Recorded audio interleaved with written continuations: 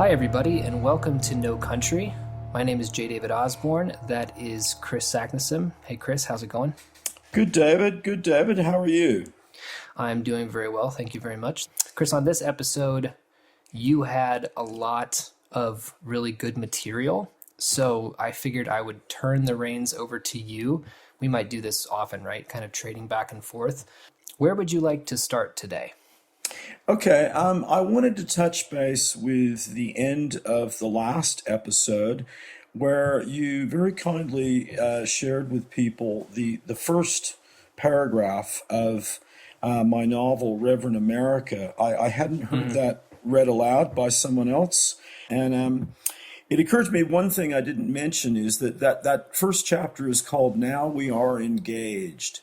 And I don't know if people recognize where that's from, but it is the beginning of the second paragraph of the Gettysburg Address. Now we are engaged in a great civil war, which I'm afraid is more appropriate today than I really intended when I wrote the book. But I Right. thought that would also be a chance to remind people that our focus is really on breaking down the binaries that haunt and disrupt our culture today. We're really looking for points of connection and resonance. I think one of many points of commonality between us is that we look for points of commonality and resonance. Mm-hmm. We're naturally optimistic that way culturally, and I think that's something that is kind of an undercurrent across this whole podcast series, and something that really is very important today of how we break loose of binary thinking, either or thinking, Aristotelian thinking. There are many different frameworks for that, but it's a real problem, as people know, and it takes some cleverness, some open-heartedness, and a little bit of lateral thinking to break free of those death trap binaries, really. Mm-hmm. And I Mm-hmm. think there are some great techniques that we talk about. Some writers, people like Robert Anton Wilson, who we'll get to a little bit later. There are a lot of methods to break free of that. But I think it does start with a spirit of communion, which connects back to our idea of searching for home, which is another common theme between both of us. Um, but I did want to mention where that title came from. And I think we are engaged in a civil war on multiple levels in Western society, not just America. A challenge for us is to break free of very simplistic binary thinking, which we're very used to and almost oftentimes don't even notice. It's so embedded in our culture. Yeah, So, yeah. There's a few things that come to mind when you say that. I've been listening to an audiobook called Sand Talk by Tyson Yunkaporta, an Aboriginal fella from Australia, and the book touches on many different things, sort of their conception of space and time and gender roles and things like that. But he also talks about the fact that whenever it's actually how he structures every chapter, he mentions that they're not discussions or conversations. He's what they call yarns. And a yarn is when people get together and instead of attempting to dialogue with each other, which dialogue automatically implies that kind of, being at loggerheads with one another. A yarn is where you look for points of resonance and you try to pick up on things that work for you and develop them. And it's overall a more productive manner of speech than I think we're used mhm. to. I think we're all kind of poisoned by Plato in this way. The Socratic dialogues, and you mentioned Aristotelian thinking, right? But basically, when you have a dialogue with somebody else and you're trying to beat them or dunk on them or best them with your knowledge and your logic, it becomes a warlike setting. And unfortunately, in a war, there are winners and there are losers, but I can't think of a single war in the history of wars where the quote unquote loser has ever walked away and said, well, I guess I'm done.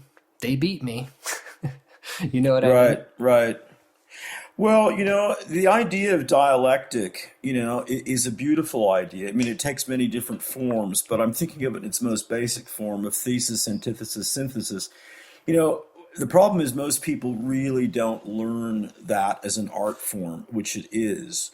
We really get stuck on the adversarial system, which is embedded in our law system. And the idea is that somehow, if you're free to make the strongest, most aggressive case you can, the other party will be equally aggressive, and somehow things are going to sort of work out. But you have to ask, well, why the need for the aggression? And why is that assumed? Even in a kind of rhetorical, more genteel making an argument, making a case. What is more effective, I think, is when speakers and writers do that themselves. That's an interesting technique, I think, as opposed to putting forward, with that same approach with another party or with another point of view. It always assumes a different point of view, doesn't it? And It does, why yeah. do we make that assumption? I mean, how do I know that you have a different point of view unless we yarn a bit, Right, right. And I think that it ends up, being a mischaracterization of your opponents. One thing that I've learned, because when I'm on a place like Twitter, for example, I follow a bunch of people who, will give you cooties if you listen to them. People on the right, sometimes people on the very far right. And I follow them just to see what they're thinking. And the advantage that gives me, I haven't become a Nazi yet, as far as I know. But what it has done for me is that I'm able to not turn people like that, whom I strongly disagree with, into cartoon villains, right? I'm able to keep them as people, and I'm able to find some things. I'll be very careful with what I say here. Some things that actually are missing from, let's say, a leftist or a liberal discourse, right? You can go mining. You can put your hands in the dirt like an archaeologist and dig things up. You're going to get a little dirty in the process, but you'll come out with a point of view that's much more well-rounded. So when I'm talking to my friends or yarning, I often at first say things that they find very troublesome and problematic, but because they're my friends, they give me time to talk. And usually by the time I'm done, I'm not, swaying them to my side with my brilliant rhetoric or anything like that. But they always come away saying, actually, I didn't know that about the other side. And that's my point. You have to Yeah. know those things. Well, if you take it out of any sort of political argumentative sort of context and think of it more in terms of ensemble music, it's I it's love not that. what someone is missing or what they're not, doing right or how the disagreement. It's what you can contribute to it, how you can harmonize with it. Harmonizing is a really beautiful idea. I wish that more people, even if you're not musically, talented or trained at all, you can get with that idea conceptually, and you can practice it a bit in terms of riffing on what someone else is doing, connecting. And I think, I think that's what you and I are doing. I think that it's not so much about trying to make a case all the time. I mean, who wants to be doing that? That sounds very tiresome to me. Yeah, it really does. But it's the musicality, it's the communion, it's the connection, it's the building a bigger picture together. I think that's what So oftentimes they've done some beautiful. Edward T. Hall was an anthropologist who I admire a great deal, and he did a lot of work with a guy who was into ultra slow motion photography and filming and documenting group behavior. And some of the work that came out, you can actually see physically in the facial expressions, people not listening to what someone else is saying. Why? Because they're internally rehearsing what it is that they're going to say, which by the time they get around to it may not be in sync, may not be on the beat, may not be on time, may not be in key. And then they get upset because they had something, they've missed it musically, but they may not be able to register, that idea articulately. And that makes me think, I don't know, people may have heard of the the really just a great genius anthropologist, Gregory Bateson, who taught an Englishman, he taught for years though at the University of Santa Cruz. Some of his core ideas came from his time in Papua New Guinea. He lived in several different communities there. He was married to Margaret Mead for many years. Interesting sort of marriage there. But he came up with the idea of schizmogenesis. Schizmogenesis, What a great word. isn't it beautiful? It's the intentional creation of division within a community. And I mean, I think that the American media has developed a whole playbook about that. But one of the things that he looked at in a community in the Middle Sepik River, which is very important to me, it's not far from where I contracted malaria. Schismogenesis actually work in a positive way to correct discord. It can work in a counterbalancing sort of way. So sometimes when we talk about creating division, it can actually, if you use that as a counter magic, if you like, it can actually work some interesting ways. But he also said something, a definition of information, which I think is really very powerful. Information in information science terms is of value exactly in proportion to its lack of predictability, which is something that, in other words, the more likely you are to know what I have to say, the less information it carries. I love that. That's so great. Because that goes into novels and poetry and rap music and jazz and all this kind of stuff that we're talking about. And comedy. That's comedy, isn't it? It is exact. This gets, comedy is so hard to talk about without sounding like a dickhead, right? Because you're trying to sort of kill the beast. But that is exactly right. If you know the punchline, there is no punchline. You've switched off. If I say roses are red, violets are blue, you've stopped listening because you think you know where that's going. Right. Unless you're doing an Andrew Dice Clay thing, Right. Can you go back really quick to the idea of schismogenesis as counter magic? Okay. Well, the first level of meaning of it is exactly the way we would interpret it, of the creation of division for malicious purposes, let's say.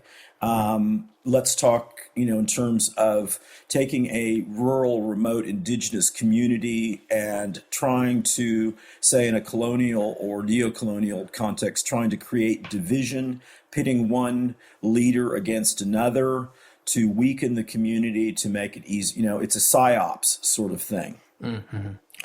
Well, what about reversing that psyops, where a community divides in a conscious way to absorb negative impact from outside? That's what corporations do, isn't it? That's why they put George Floyd's name on a hamburger at McDonald's. It's exactly schismogenesis. They're appealing to people who already go to McDonald's. I'm going to use a broad generalization, so everyone please forgive me, but people who are a little bit more to the right of the political spectrum probably frequent McDonald's quite often because they tend to be lower income, people from the quote-unquote flyover states, right? But McDonald's can adopt that stance and absorb the heat that they would get from the other side, and it's like they're bulletproof once they do that. Mm-hmm. Yep. And like communities can use division. I mean, we use division of labor in a really powerful sort of way, don't we? I mean, I was thinking about this in a very personal sense.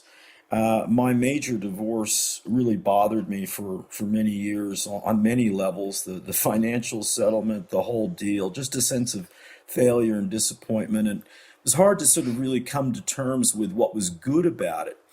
And then I remembered that my then wife and I, we could rock up to a campsite in near pouring rain with the sun going down, that's not the ideal condition. Something went wrong with our planning, whatever.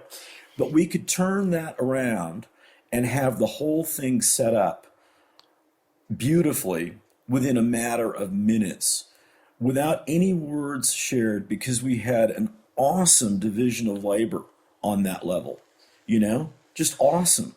Yeah. And so that's an example of schismogenesis kind of used in a positive, proactive, magical way to achieve goals. So you don't have over, redundance. So you don't have repetition. So you're not in competition. You've got some kind of principle of workmanship that is really well oiled and grooven. And it works inside a person's own mind too. So schismogenesis is great in this time where everybody's supposed to sort of have the party line opinion on everything. I'm supposed to think XYZ if I want to fall into this camp.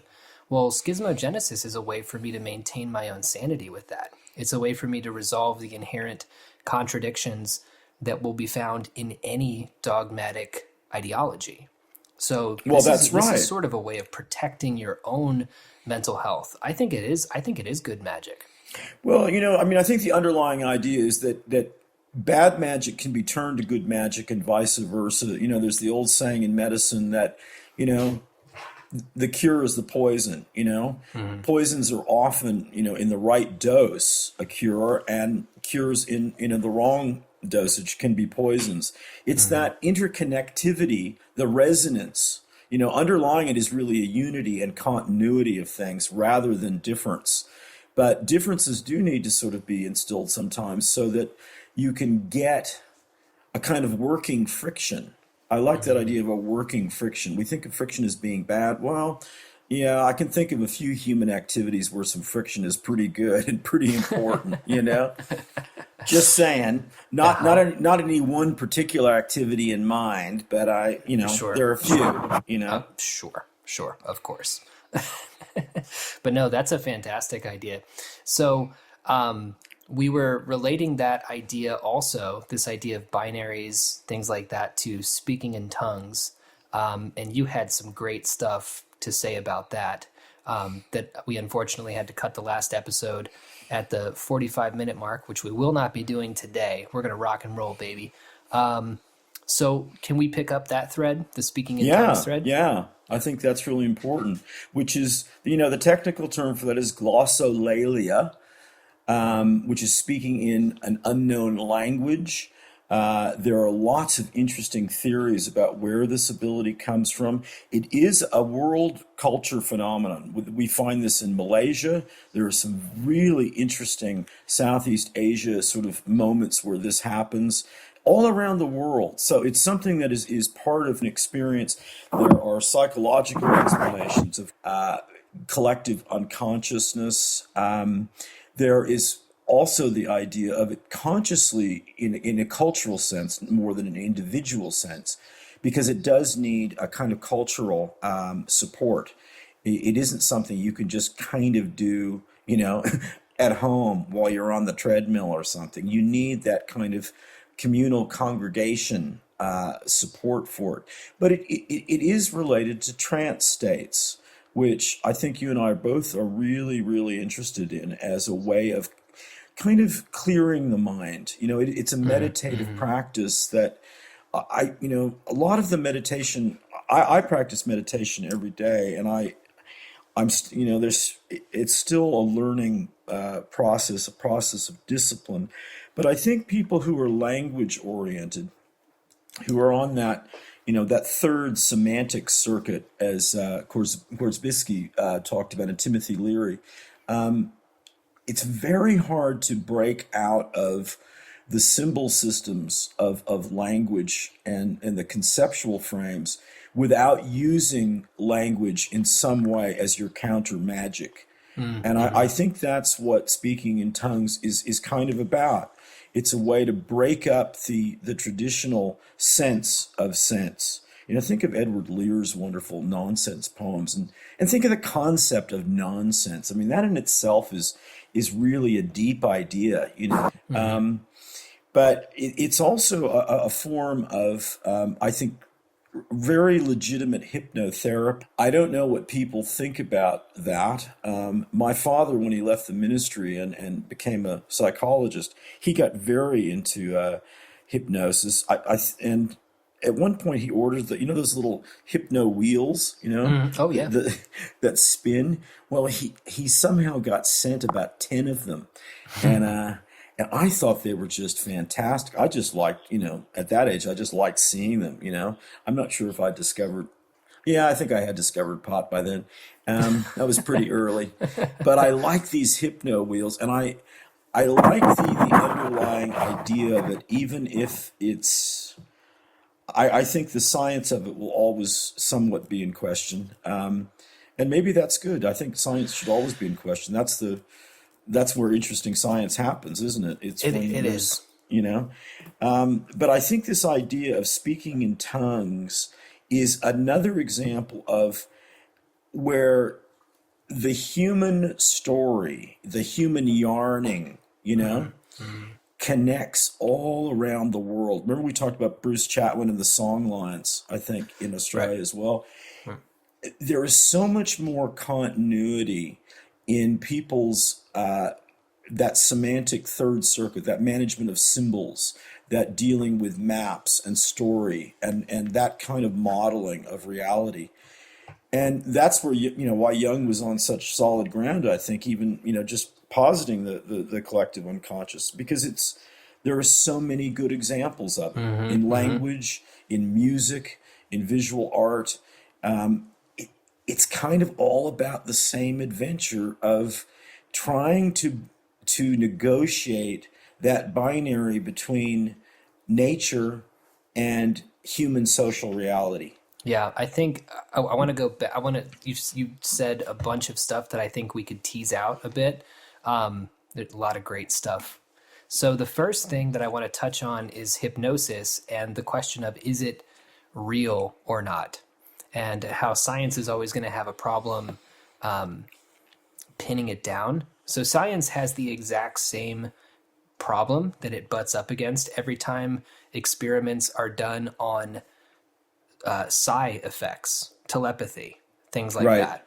And there's a very interesting theory that I've only heard in one place, which was from Gordon White at Rune Soup. I was taking a course on the tarot, and Gordon had traced the tarot back to earlier games that were meant to sort of be playful, but also have a predictive effect. And so I think you can put psi effects, hypnosis, all of this into it. I also think that you could probably put paranormal effects into this, things like ghosts and sightings of cryptids and things like that. What if it's genuinely important for the person who's being hypnotized to believe that they're being hypnotized? What if that's a fundamental essence of what makes it work?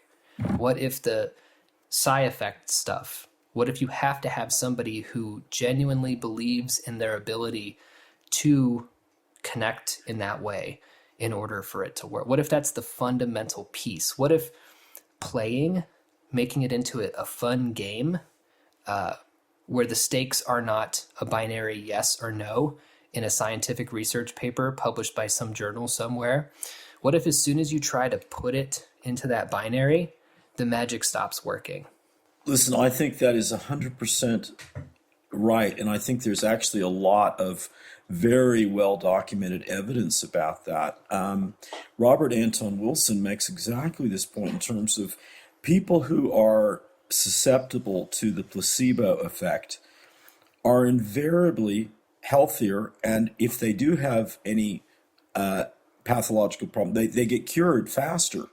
Correct. The belief factor, I mean, is so important. I think the problem is we don't really have as articulate an understanding of what we mean by belief as we would like. I think there's probably a very profound, very tangible neurobiological basis for that, which ties back to our idea of how magic is tangible and physical. It's not a conceptual action at a distance thing that is completely metaphysical. There may be a very physical. It may have some quantum elements of kind of non-locality, but we're seeing that in a very sort of real sense in terms of physics. But I think what you're saying is absolutely right. The key word there. I always say to my class, what was the key word that someone said? They go, I don't, trying to teach people how to listen, right? Well, the key word begins with a P, everyone out there, playful. I think that's so vital, and we see that in animals. We see, this is how people really learn, is when they're playing, the seriousness of a child at play. What a great line. It's that. I mean, 90% of people report experiencing telephone telepathy, where they're thinking of the person right before that person calls them. I mean, that's a very common psi effect that is real. Once again, in Sand Talk, Yunkaporta talks about the, some 6 trillion neuronal connections in our brains that are currently not being used, that used to be used, that were there for a reason. And which harkens back to the stories of Aboriginal people being completely psychic, right? Of being able to communicate with themselves telepathically. I didn't mean to make such a jump from hypnosis to psi effects, but I think that the reason why I did is because they both fall under these rubrics of things that cannot be adequately studied ever if you're in a white lab coat setting. That was MK Ultra's big problem. That's why the government could never quite weaponize this correctly. It was because everything had to be in a stark white room lit by halogen lights, with a person with a clipboard analyzing what exactly it was that you were doing. And it even kind of worked in those settings. But if you really want it to work, it has to be in a more playful setting, maybe enhanced by some entheogens, maybe not. But it is this sort of matter of getting back to this sort of ancestral knowledge that we all sort of have. Like this, I'm beginning to become obsessed with the idea of a brain that we have that we're never using because of too many screens and lights and words and opinions and thoughts. So that's a bit of a ramble, but I just had to go. No, off I on think that for a there's a second. lot. There's a lot of coherence to that. I mean, there in terms of the experimental proof of this. I mean, for starters, we know in an anthropological sense the observer effect of we can never write out the observer from any experiment, but the observer has an influence on that.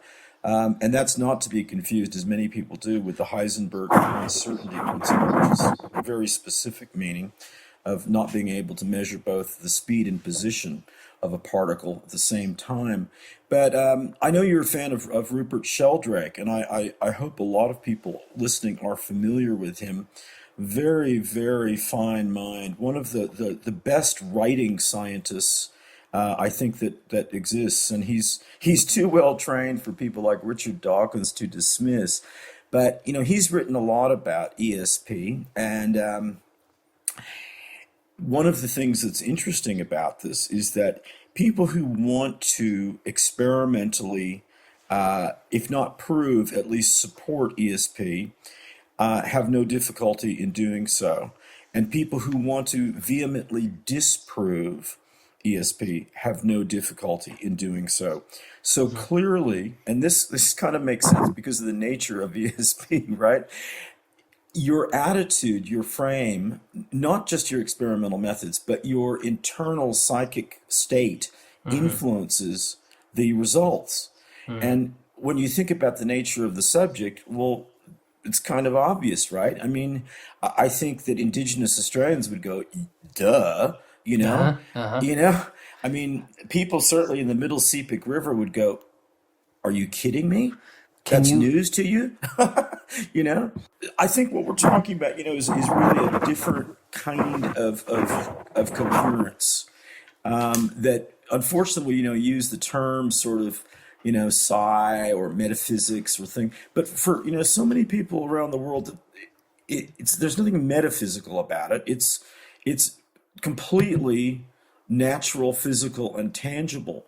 And I was thinking of going, when I went to the one of the major Australian Aboriginal cultural centers, the Yarrowland Downs. It's not in the Red Centre, and it's not in the north. It's more in the northeast, but it's a very, very interesting community. A lot of the great bark art have come with it. They gave us two great artists of the 20th century who are now gone. But I went to visit, and I had a dingo. I lived with a dingo, and I was sort of the child of the family for 15 years. What a beautiful dog. And they are very mysterious. They are known to have a kind of psychic ability, and I can vouch for that. But anyway, I brought the dog to the home of a real significant dingo culture, and I was thinking about, we know for a fact, or at least we're pretty much in agreement, that Indigenous Australians have been in situ for at least 40,000 years. And we have now sort of expanded that to thinking more like 60,000 years, at least. The longest continuous civilization in one, or culture in one location that we know of currently. And pretty much everybody in the field is in agreement on that. Well, the interesting thing is we also know that the dingoes, they're small wolves from the steppes of northern Thailand, and they came down on reed boats with the Thai and Malaysian traders and Malaysian pirates. The Malaysian pirates wouldn't sail without a dingo, which is interesting. Dogs don't necessarily go with boats, but they do. But the Indigenous Australians believe that the dingo is the shaper of culture and the bringer of language. Think about that for a moment. Very powerful totemic position to assign to one particular creature. And these are people who really gave us, serious totemic thinking.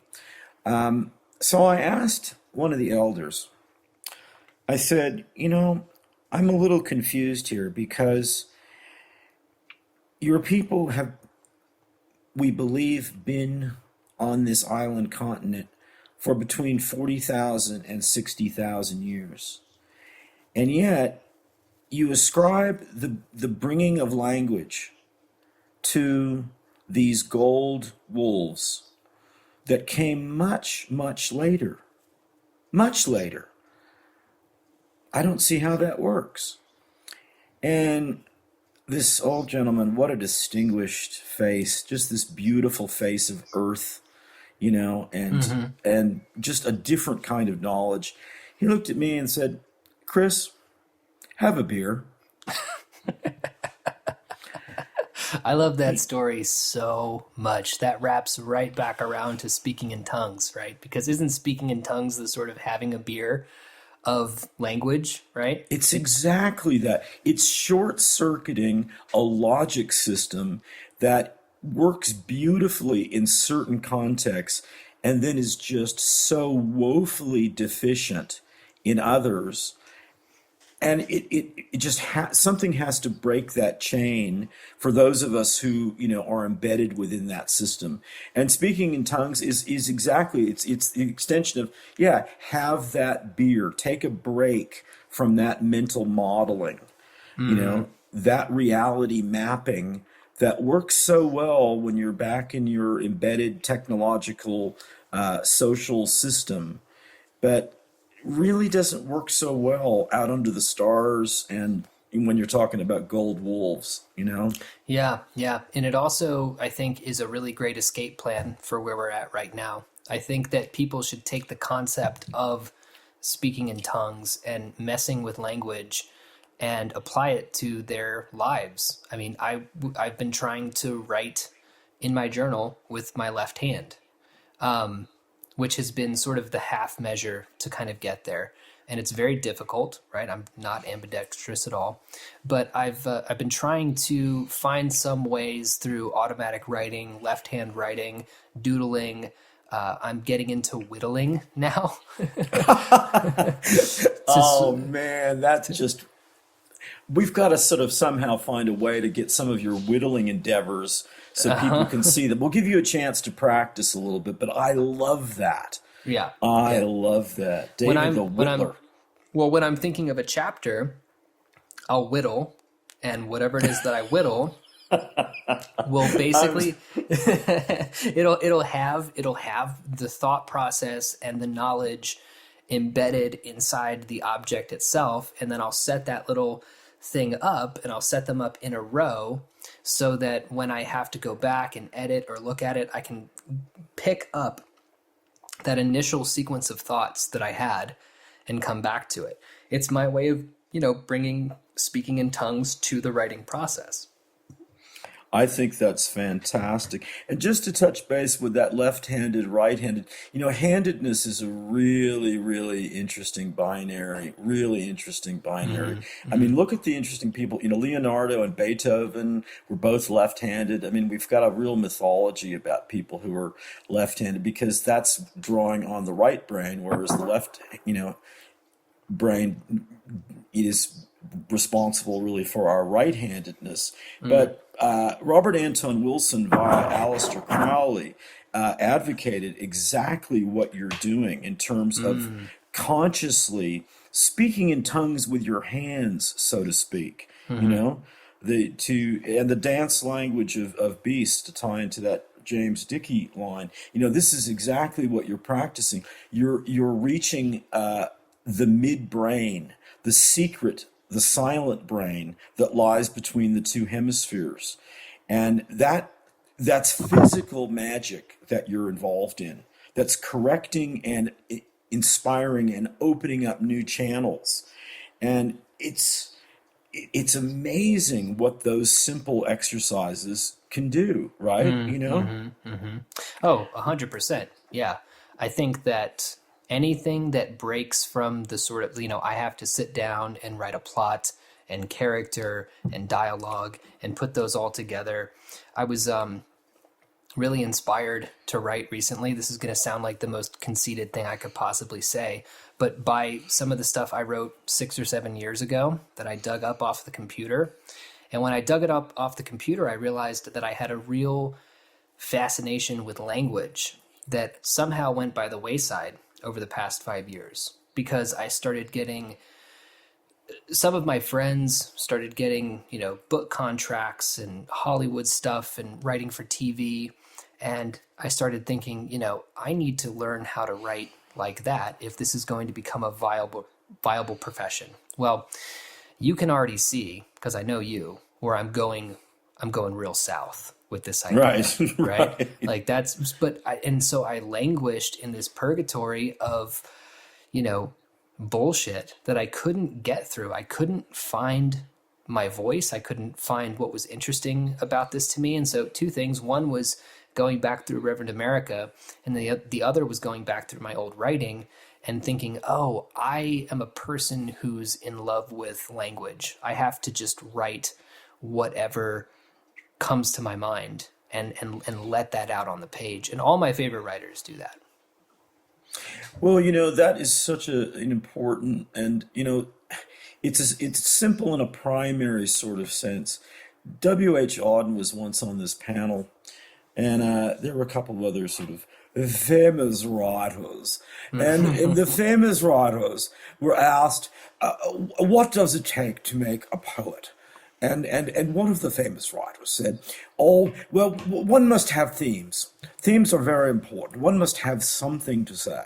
One must have a broad vision of humanity, and one must have a compassion for social being, and one must have."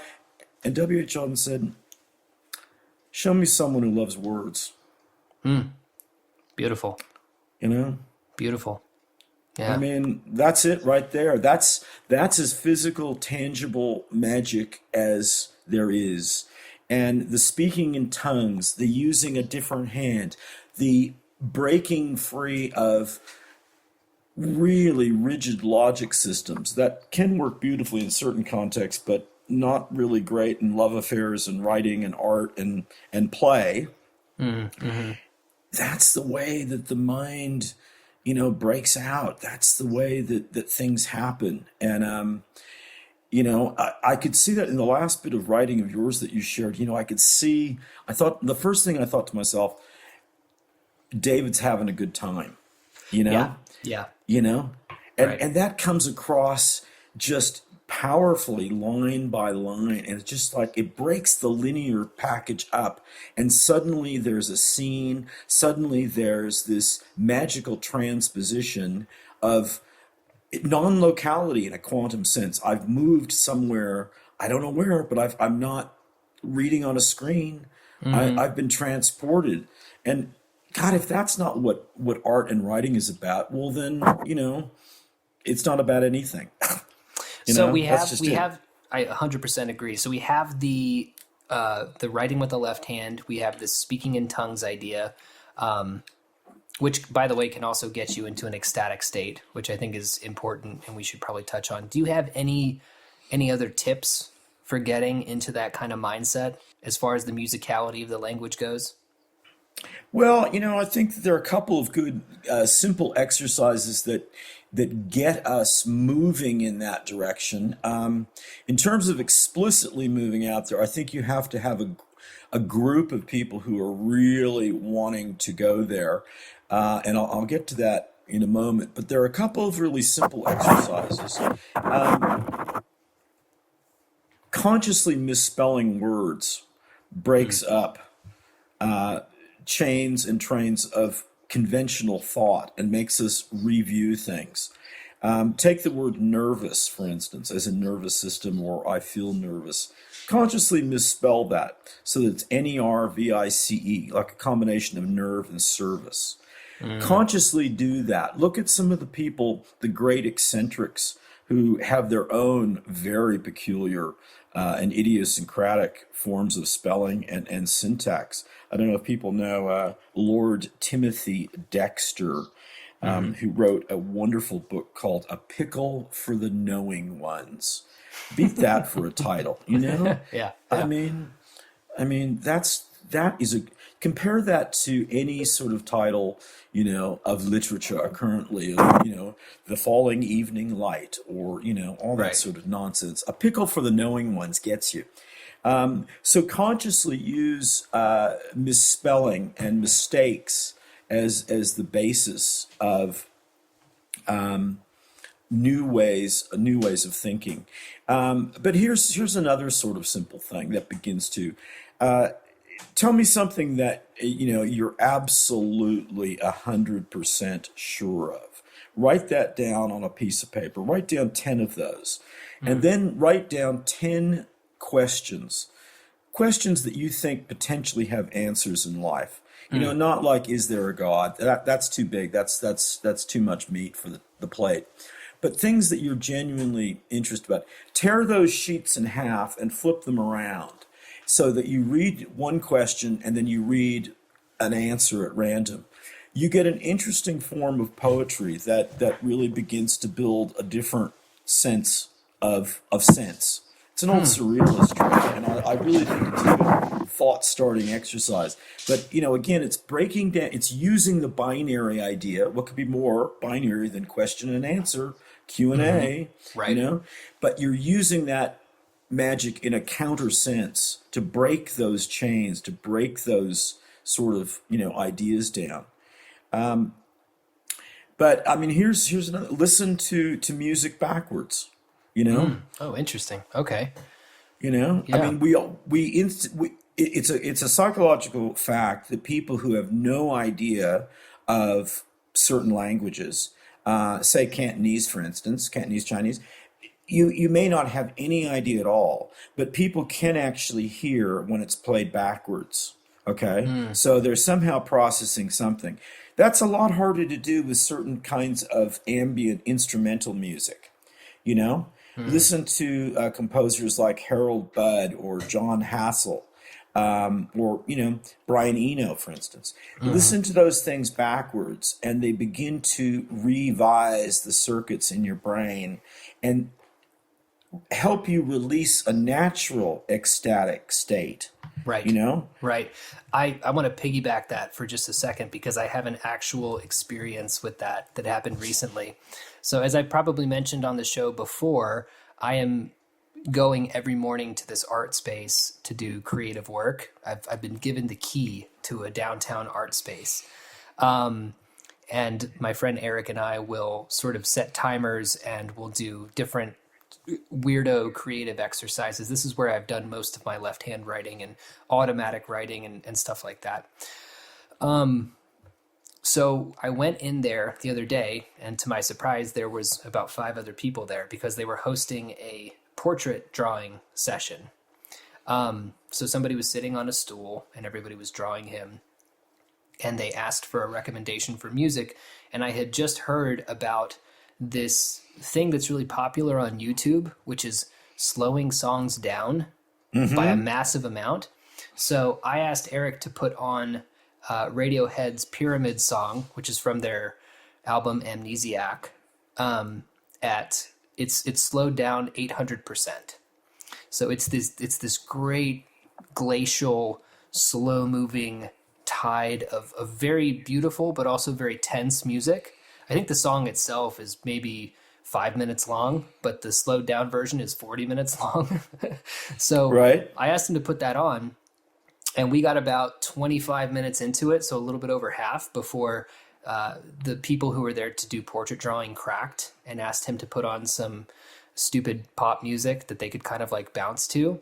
And I was so offended and irritated because it's not to get, too gross or anything, but in a sexual way, I felt like I was almost there. I felt like the song had been wearing away at me, and I was working and I was feeling physically tired from writing just for that 20 minutes.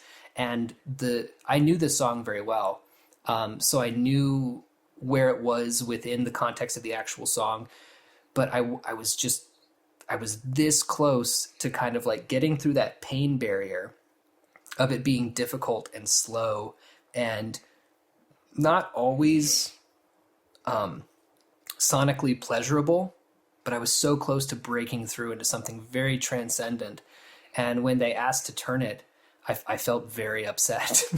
I kept it to myself. I didn't yell at anybody, but after that they turned on something that was like, and I'm like, yeah, we're back to just numb me. Whatever can numb the voices in my head long enough for me to, draw this portrait of this guy sitting on a stool. And it was so disappointing because I don't actually think that the creation of art should be something that is easy or necessarily always pleasurable. On the other hand, I don't ascribe it as this sort of torturous process because, like you said, I am having fun while I'm doing it. But there's a difficulty akin to lifting heavy weights where after about 40 minutes at a gym, you break through the difficulty and you're sweating and your body hurts and it doesn't want to keep going. But if you push it just past that point, you're floating on a cloud, right? And you're just, and everything's burning, and it's a state of ecstasy. It's a state of euphoria. And I think any state of euphoria worth being in is worth enduring that kind of difficulty. Eric turned me on to this beat poet whose name I cannot remember now, who he was friends with Ginsberg, but he would do these spoken word performances where he would repeat words, right? Like he would go through a line and then he would say it again. And then he would say a line and then repeat a certain phrase from it again. And when you listen to it, it's not immediately pleasurable. It's not like listening to top 40 radio. But when you listen to it long enough, you find that you're actually getting into a kind of a third thing, a glossolalia, a kind of rhythm with this guy, where you're not necessarily even listening to the words, which is ironic because they're being repeated to you, but the words become an instrument. And now you're kind of floating with this guy. So this idea of speaking in tongues when you're at a church, when I was at my church growing up, and people behind me would be speaking in tongues, there's about a 10-minute period where it's extremely awkward and it's sort of spreading like a virus throughout the congregation. One person will start and then another person will start. And it's this awkward phase. But once you kind of break through and everybody is, they're doing a conga line through the pews and, bashing a tambourine, and the preacher is, screaming at the top of his lungs with no mic, and people are speaking in tongues, you do get to an ecstatic state from that. And so there's a bit of difficulty with it. There's so many musical, we're really talking about that moment where music and information in the form of language join together. And it makes me think of Arab music, which is so strange to Western ears. When you first hear it, and it takes a long time because there's no time signature, or if you just get lost in it, and it just seems like, what is going on here? And in a different register, I don't know if people have listened to Ghanaian drummers, but Ghana is really, I think, the drum capital of Western Africa. It's not just the really famous recorded musicians, but people in villages. It's something that everybody does. It's just, it's like if you're Welsh and you can't sing, what do you mean you don't have a beautiful voice and can't sing? You're Welsh, and what do you mean you're not a drummer? You're Ghanaian. When they get going, it's like, polyrhythmic would be the Western sort of idea. That just doesn't cover it. It's like getting lost in some sort of incredible, I don't even, it's not a jungle. There's no way to conceptualize it. It's just, and then you realize, wait a minute, they're getting lost too. That's the whole point. And they're finding each other. It's like this amazing hide and seek game going on in completely improvised real time. There's no plan, there's no charts, there's no rehearsal, but they are getting lost too. That's kind of the point. That's exactly the point of it. It's a hypnotic state of letting the drums find each other. Correct. Yes. What a trip, And I think that stands in complete contrast to our current idea of what novelists are supposed to be doing. Novelists are seen as these great distillers of knowledge, character, dialogue, place, time, rhythm into something that is very palatable and consumable by the masses. This is how the archonic forces that are at work in our world right now seep into our art and steal from it. They've convinced everybody that you have to have, God bless him, but Joseph Campbell, the idea that you have to have a Campbellian plot with rising action that climaxes, it's a very masculine male way of looking at things, right? Like, what are the different patterns that you can find? I'm reading Jane Ellison's Meander, Spiral, Explode, which is kind of it's a brilliant book that I recommend people read. But she's essentially talking about different ways that you could potentially write a story. She talks a lot about how somebody like Nicholson Baker is great at expanding time, dilating it, right? Versus a writer like James Ellroy, who's telegraphic and condenses it. Like, what can you do that's maybe slightly difficult? Because Baker's The Mezzanine is a tough book. It's very pleasurable, but it's also very big and very tough. And Ellroy's American Tabloid, which is one of my favorite novels, maybe my favorite, is also very difficult because it's so clipped and sparse and minimalist and telegraphic. It's not this kind of pleasurable pace that people want from things like film, music, books, etc. But that's where it gets really interesting, right? That's where when you end the book, you think, I was challenged by this. This was a difficult thing. And by the end of reading it, you can't wait to get back into that trance state because you can just fall right back into it. This is the great sort of achievement that started with the modernists. I mean, I think you really think of Joyce beginning it, but it carries on where it's the time binding aspect that Korzybski talked about with general semantics of that is the great human magic of language being able to bind time, to change the nature of time.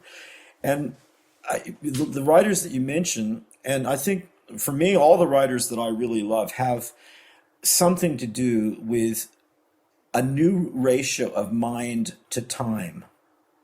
They're using language as their magic means to change our sense of ratio of mind to time.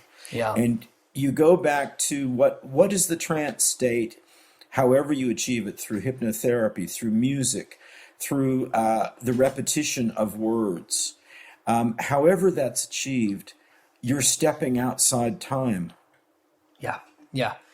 I was asked to review Blake Butler's new novel, Alice Knott, for World Literature Today.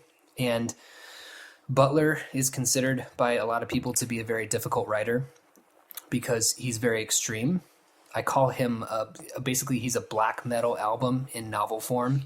It's this very kind of acerbic, acidic prose, a lot of, pus and sweat and spit and shit and all this kind of stuff that you don't really want to read about.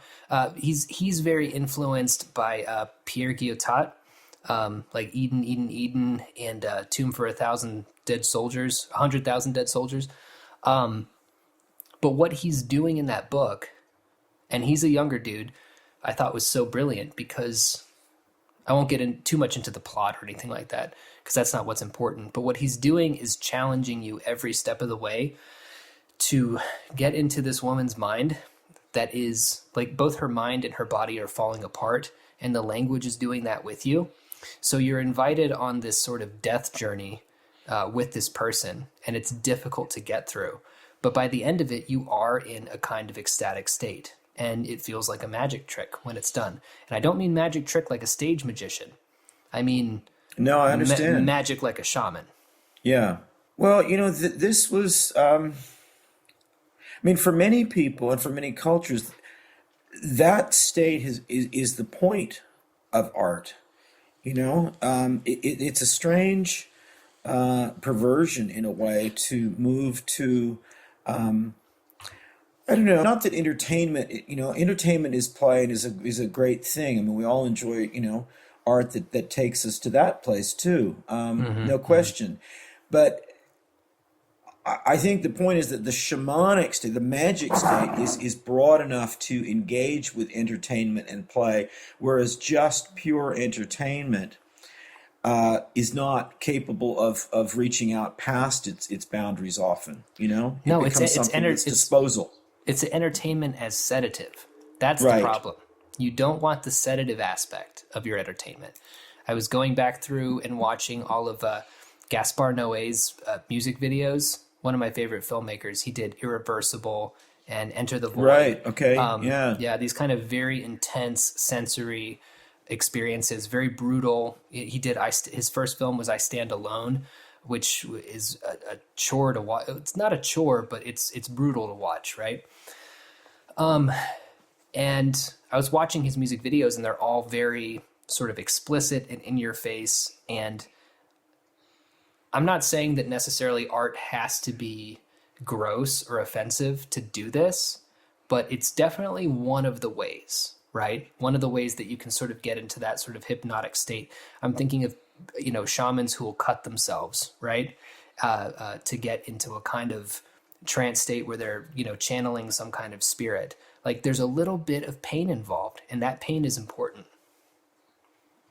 Well, certainly pain has been used, by many cultures as a kind of drug mechanism to reach ecstatic states, certainly in initiation rites. There's no question about that. I think the problem in sort of the developed nations now is that oftentimes it's been used as a shock mechanism, which is good if it does shock. and I think that we're an unfortunate period right now where people seem to be very, very squeamish about being shocked at all, Right. which I think the pendulum is going to swing on that. But it has to be, to go back to Greg Bateson's idea, in order for it to be information rich, it has to be unpredictable. Mm-hmm. You know, so the shock has to be there in certain ways, and not necessarily a gross shock, but something that simply defeats expectation, that Right. short circuits our sense of being able to forecast where something is going. And when you think about it, I mean, that is one of the greatest buzzes about any kind of art, is when we are surprised, you know? Mm-hmm. Mm-hmm. And sometimes you can be surprised by banality too. Absolutely. There's another movie that I don't remember the title of that a friend was telling me about, where it's just a woman in her kitchen, sort of doing chores, right? So what's more painful to watch? A kind of splatter horror movie of, somebody getting their like toothpicks under their fingernails, or the kind of agony of watching someone do their chores and being so programmed by modern art to expect, is an intruder going to come in? Is something going to go wrong? And it just refuses to engage on that level. It's just the chores, right? Which is actually more painful to our modern sensibilities to watch. Right. Good question. Well, Andy Warhol explored that, I think, with his, I think it's a 24-hour film of the Empire State Building, So it challenges us to sort of, you know, what is the mundane? What are we expecting to happen? If it's very I wonder if that's connected. The old saying is, if you speed up a horror film, you get farce. You know, and I think that's really true. It becomes kind of ridiculous. So maybe what the mundane project is about is short circuiting that notion of, well, what are you expecting? You know, my father used to tell this joke, which he used to think was terribly funny, and would laugh at every time. But this guy's staying at this cheap hotel, and he goes down to the desk and says, "Oh, there's a mouse in my room," and the guy behind the counter goes, "Well, what do you want for $1.50 a night? A bullfight?" And every time It is kind of funny. It is kind of funny. And he had another story, which is I used to love, and my sister and I would get him to say it over and over again. You may have heard this. Stop me if you've heard this one, as Tom Waits says. Uh-huh. 'Twas a dark and stormy night, and a band of robbers was camped in the shadow of a hill, and as lightning lit the tethered horses, the captain of the robber band strode up to the ancient oak, where old Bill was about to light his corncob pipe. And he said, "Bill, tell us a story."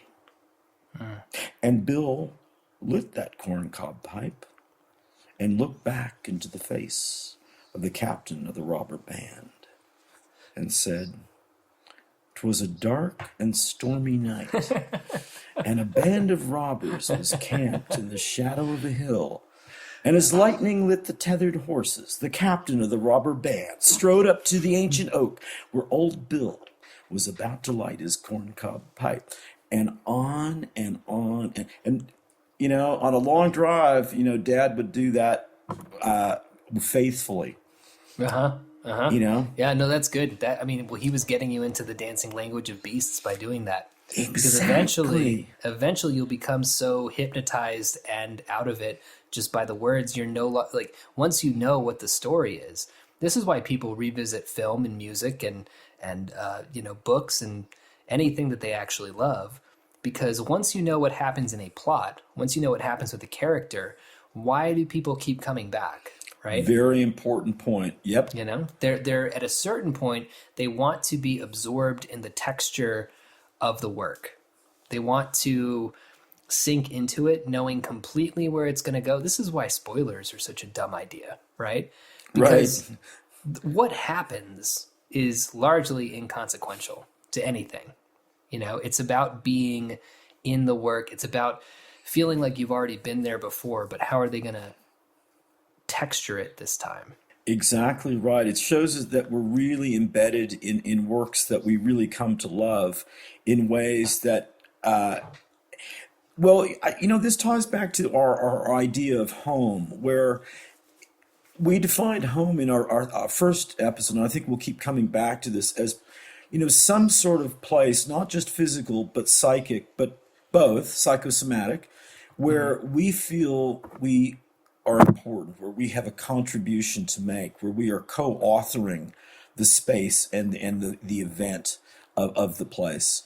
And I think this is what we find in works of art that we really, really love, that the surprise of information is no longer in the plot line of the story. We're on top of all of that, and we can be on top of that musically, and we can be on top of that in terms of visual art. The surprise is our level of intertissue engagement, you know? I mean, I know every Sherlock Holmes story, the whole canon, 54 stories and 4 novels. I know the whole thing almost by heart. But what I love is certain moments of, certain lines, certain, things that I can mesh with.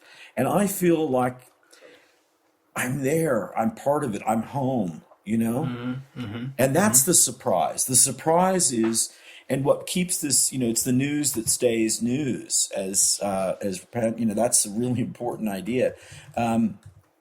It's a religious idea too, come to think of it. Evangel, the good news, as opposed to disangel, the bad news. It's when we connect with things and we go, wow, Right. we're magically transported. And that's my definition of a kind of ecstatic state. What about you? Do you agree with that? Yeah, 100%. I think about some of my favorite songs, some of the songs that have gotten me through really hard times. They might be, 4 or 5 minutes long, but I was always waiting for a certain kind of part of the song to hit. And it wasn't necessarily a dopamine thing, right? Because when you're a very depressed person, you'll play one song over and over and over again, right? So for me, when I was in a rough place, I would listen to Robin. I would listen to her song Dance Hall Queen over and over again. And I would listen to Aesop Rock, right? I listened to a very particular song from Aesop Rock. And I would be waiting for him to get to the third verse where he says, how's it go? He goes, I've been completely unable to maintain any semblance of relationship on any level. I've been a bastard to the people who've actively attempted to deliver me from peril. I have been acutely undeserving of the ear that listened up and the lip that kissed me on the temple. I have been accustomed to a stubborn disposition that admits it wishes its history disassembled. Right? Ooh, so nice. I mean, it goes on, but I was always waiting for kind of like that moment, but that's a 15, 20-second part of that song, right? So what's going on in the rest of that? The rest of it is just like this atmosphere that is bringing me into the headspace to where I can fully absorb certain moments from it. And I think people do that with film, books. What you said about Sherlock Holmes is perfect with that. You can know it upside down and inside out, but you want to get to those sequences or lines that really resonate with you. You want to enter back into the speaking in tongues state, right? Maybe once you know a work of art well enough, maybe going back to revisiting it isn't that different from speaking in tongues, because the words don't matter anymore because you already know them. You just want to get back to it. I think that's right, and use that word, moment. There's a beautiful line, I can't remember, but a moment is not a minute. A moment can last eternity, I think that's what the dance language of beasts, that's what speaking in tongues, that's what the ecstatic state is about, is that strange world, and moments are always intimately experienced, I think, even if they're culturally experienced, but it's that moment where time expands, contracts, no longer behaves according to the binary systems, no longer sort of follows a straight logic, it's unto itself.